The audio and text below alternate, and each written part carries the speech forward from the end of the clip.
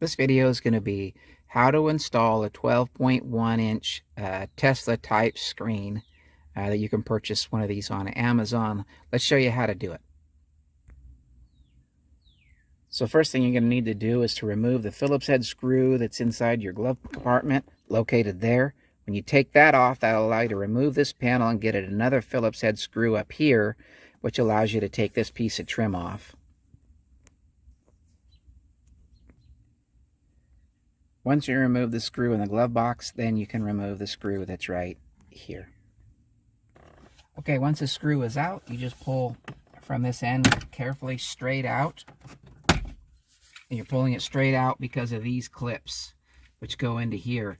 By the way, this piece of trim comes with the stereo, and you'll need to move these white clips from your factory trim piece over to your new trim piece. This will just pull straight out. Now, before you install yours, of course, the factory stereo was there as well. It's a similar deal. You'll have a trim piece that's lower down here, and there's 3 screws to remove that. And then that'll show you the 4 screws here on each side to move the factory stereo. And then the factory stereo just pulls straight out and unplugs from the cables. And then once that happens, you take your new stereo, your Tesla screen, you plug in all of the little cables into their spot on the back. It's obvious, and they only go in one way, so that's easy. And then you can plug in your factory harnesses. It should be noticed that this is the factory harness here. The bigger connector will get plugged in to this harness that comes with the radio.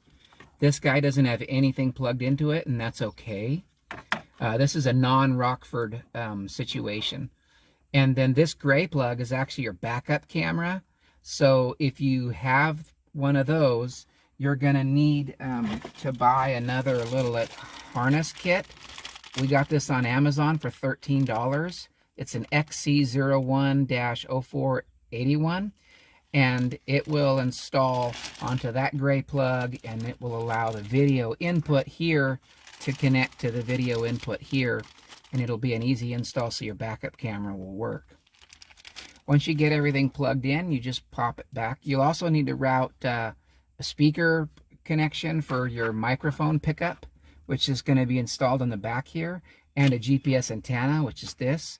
We routed them both down on the left-hand side below the instrument panel by the feet over to the driver's side, and then went up the side to put the camera up there so that cable is routed nice and clean out of the way. And that's really all there is to this job.